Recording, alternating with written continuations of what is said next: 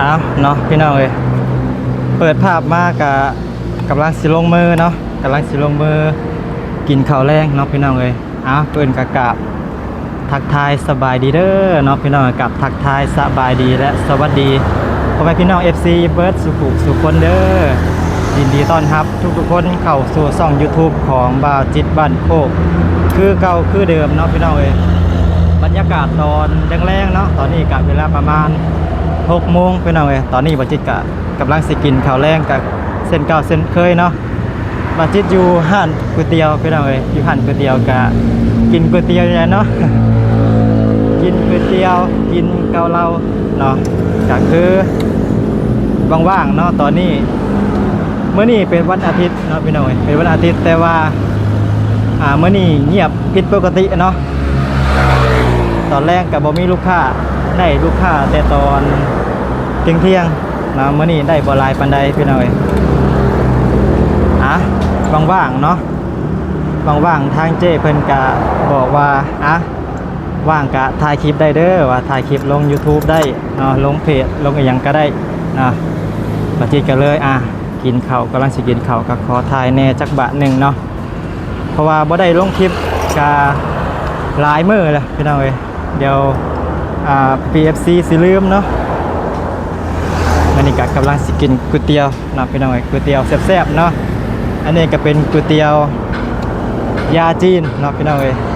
สมุนไพรยาจีนเนาะนี่แซ่บๆเนาะพี่น้องเอ้ยถ้าว่าผู้ใดไกลไปไกลมาในเขตนี่เนาะกะมา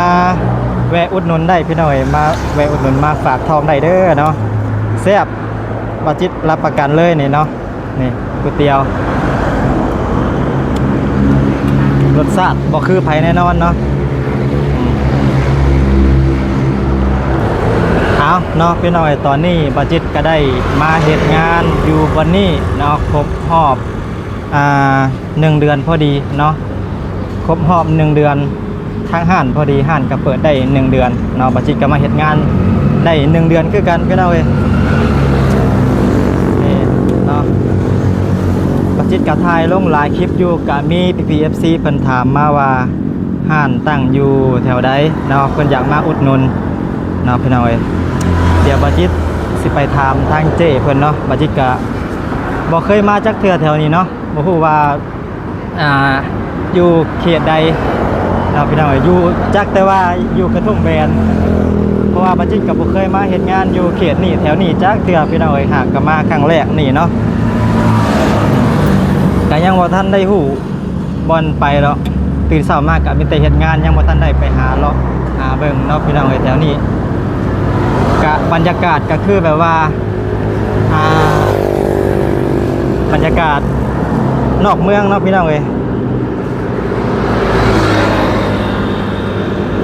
บรรยากาศนอกเมืองก็เป็นประมาณนี้แหละบ่ได้คืออยู่ในกรุงเทพเนาะอยู่ในกรุงเทพนี่คนสิหลายแน่อันนี้เปิดห้านอยู่ข้างทางก็นี่แหละเนาะรถผ่านไปผ่านมาก็บ่ค่อยได้แวะเพราะบันไดเนาะคนกันตั้งแต่คำมานี่กะยังบ่ทันได้จักโตอยู่พี่น้องเอ้ย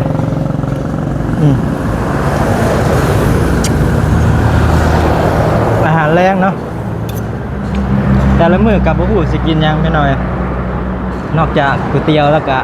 เกาเหลาเนาะบางทีก็กินก๋วยเตี๋ยวกับข้าวกินเกาเหลาก็คือทางเจ๊ก็ใจดีเนาะเพิ่นบอกว่ากินคือกับลูกค้านี่แหละนะลูกค้ากินยางเขาก็สามารถเฮ็ดกินได้ตามที่เฮ็ดให้ลูกค้านั่นแหละเนาะพี่น้องเอ้ยทางเจเพิ่นก็บ่ได้ห่วงเรื่องแนวอยู่น่ากินเนาะก็ดีแน่เนาะบัดจิตก็โชคดีพี่น้องเอ้ย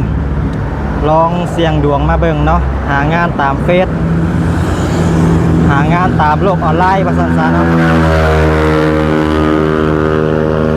อยู่ข้างทางเนาะพี่น้องไอ้รถกะสีดังๆแน่กะขอโทษขออภัยนำเนาะ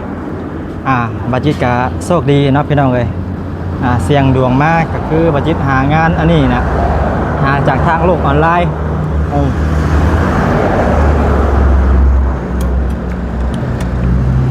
หาจากโลกออนไลน์เนาะ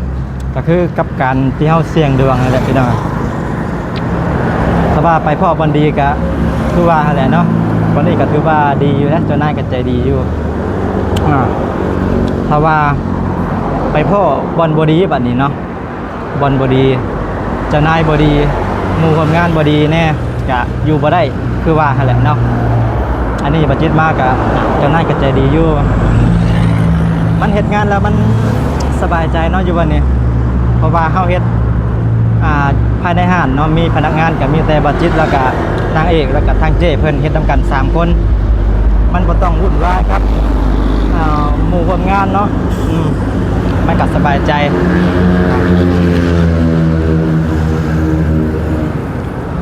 มาเด้อพี่น้องกินข้าวแรงน้ำกันมาที่นี่เนาะ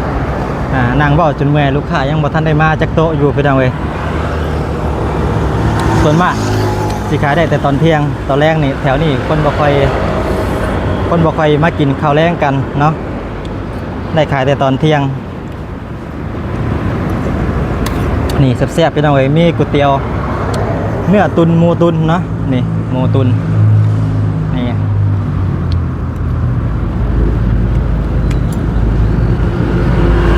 มีหลายเนาะมีหลายเมนูมีเนื้อตุนหมูตุนกะเพราเนื้อตุนกะเพราหมูตุนก็มีใครยังมาทันได้ลองมาลองเบิ่งนะพี่น้อง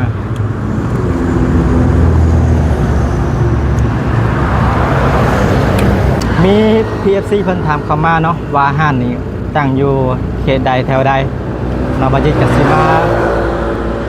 รีวิวอีกเทื่อนึงเนาะพี่น้องเอ้ยรีวิวสิไปถามเจ้หั่นแหละเนาะว่าห้านตั้งอยู่แถวใดเนาะเจ้เพิ่นก็ทั้งงามทั้งใจดีเนาะพี่น้องเอ้ยเดี๋ยวค่อยมากินต่อเนาะรีวิวห้านก่อนพี่น้องเอ้ยนี่ก็คือเป็นห้านอยู่ข้างทางเด้อพี่น้องเอ้ยเนาะเป็นห้านข้างทางอยู่ถนนติดกับถนนใหญ่เลยเนาะแต่ว่าตอนแรกก็บ่ค่อยมีลูกค้าพี่น้องเอ้ยเป็นบางมื้อเนาะบางมื้อลูกค้าก็หลายนี่แหละการค้าการขายเนาะมันก็มีได้แน่บ่ได้แน่มีหลากหลายเมนูพี่น้องเอ้ยข้าวขาวัวขาหมูก๋วยเตี๋ยวเกาเหลาเนาะมีเบิดเนาะพี่น้องเอ้ยนี่เดี๋ยวสิพามาเบิ่งนี่เด้อพี่น้องเอ้ยขาหมูตุนแบบว่าตุนเช้านี่เนาะตุนเมื่อเช้านี่ตอนแรงก็คืองามแบบนี้เลยเนาะพร้อมกินเลยพี่น้องเอ้ยสวยงามแฮงนี่สดๆใหม่ๆเนาะภาพบรรยากาศก็เป็นประมาณนี้เนาะบัจจิตก็เคยรีวิวให้เบิ่งหลายเทื่ออยู่เป็นห้างขนาดที่บ่ใหญ่พอปานใดเนาะนี่พนักงานก็มีอยู่ซ้ำนี่แหละเนาะเฮ็ดงานนำกันกับเจ้เพิ่นเนาะพนักงานก็มีบ่หลาย เฮาก็สิเมื่อยแน่เนาะเพราะว่าเฮาต้องได้เฮ็ดเบิดซุอย่างพี่น้องเอ้ยได้เฮ็ดเบิดซุอย่างแต่มันก็สบายใจเนาะมันเมื่อยกายแต่มันสบายใจมันก็อยู่ได้เนาะโอเคพี่น้องเอ้ยบรรยากาศตอนแรงๆเนาะมาเบิ่งเมนูพี่น้องเริ่มต้นที่50 บาทเนาะบ่แพงเริ่มต้นที่ราคา50 บาทข้าวขาวัวขาหมูเมนูประมาณนี้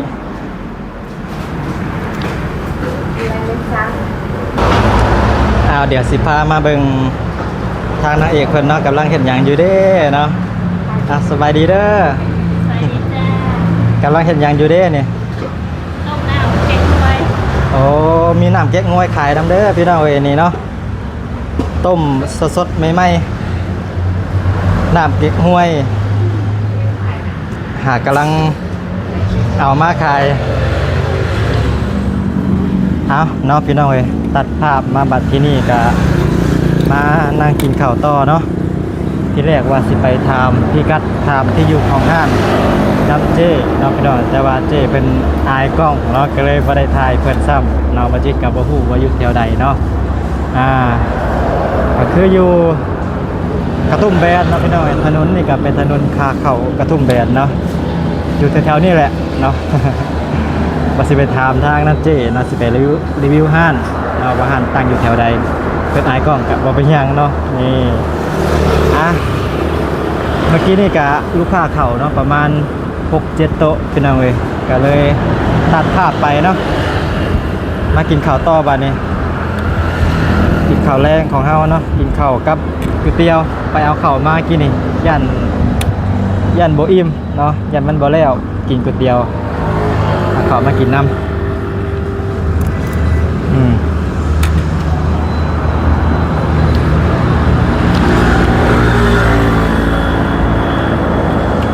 เสียงรถกะนี่แหละอยู่ทางทางเนาะมีเสียงรบกวนแน่พี่จังเลย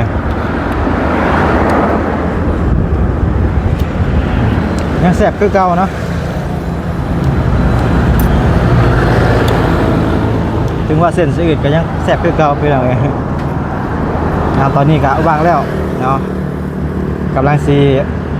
กินข้าวแล้วกะไปเคลียร์ของเก็บห้านเนาะเพราะว่าห้านปิด3 ทุ่มเด้อพี่น้องเอ้ยเปิด9 โมงปิด3 ทุ่มเนาะ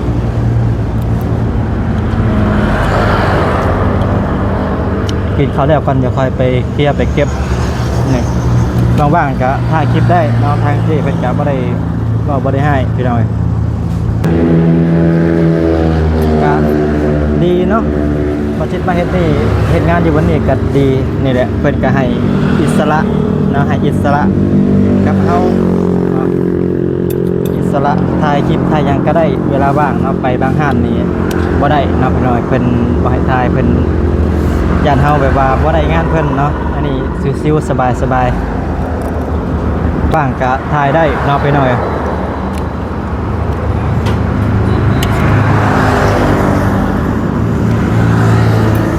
นี่แหละพนักงานก็มีแต่บัจิตกับนางเอกเนาะแล้วก็เฮ็ดกับเจเพิ่นก็เป็นคนลวกเส้นพี่น้อยนางเอกก็เป็นคนผัดกะเพราเนาะเป็นมือผัดส่วนบัจิตก็มีหน้าที่ล้างจานแล้วก็คอยบริการลูกค้าเนาะมันเฮ็ดแล้วมันก็รู้สึกแบบว่าสบายใจเนาะพี่น้อยสบายใจก็ต้องมีหมู่ร่วมงานเนาะมันก็สบายใจเนาะพี่น้อยนี่บัจิตก็มาเฮ็ดอยู่วันนี้ได้1 เดือนพอดีเนาะพี่น้อย1 เดือนพอดีกะว่าสิอยู่ยาวๆเลยเนาะเพราะว่าพอเจ้านายดีแล้ววันนี้แล้วก็งานมันก็บ่ได้หนักเท่าปานนั้นเนาะกับข้าวก็กินฟรีอยู่ฟรีอีกเนาะพี่น้องเอ้ยหาใส่ได้เนาะ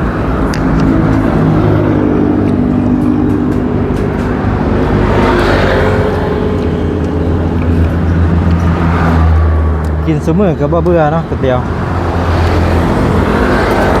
เพราะว่ามันแซ่บเนาะพี่น้องเอ้ยน้ำซุปสมุนไพรยาจีนแซ่บ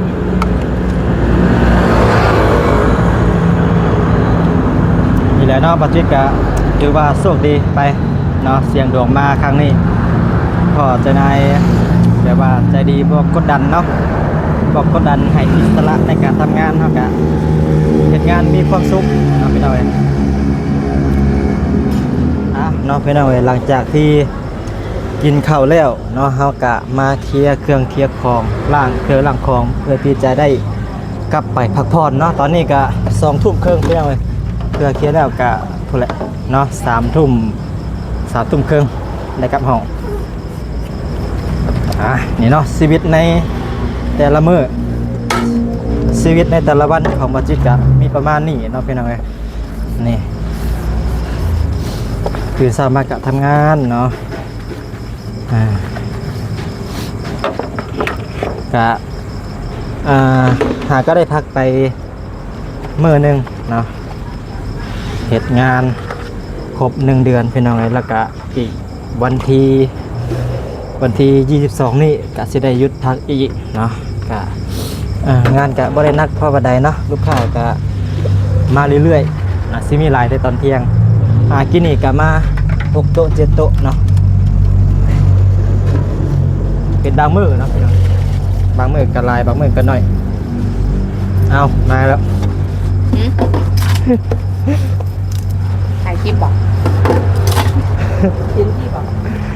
น่าจะไม่เห็นหรอกพี่เพิ่นอาย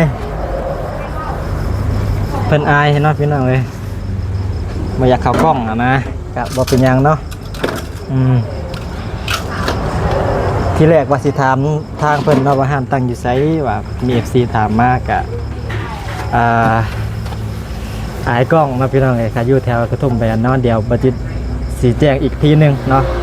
เดี๋ยวสิไปถามคักๆก่อนเนาะว่าอยู่แถวใดเพราะว่าบัดจิตกะบ่เคยมาแถวนี้จักเทื่อเด้อพี่น้องเด้อเนาะหักก็มานี่แหละหักก็มาเฮ็ดงานแถวนี้ปกติกะเฮ็ดแต่แถวโซนกรุงเทพนะพี่น้องนี่เนาะ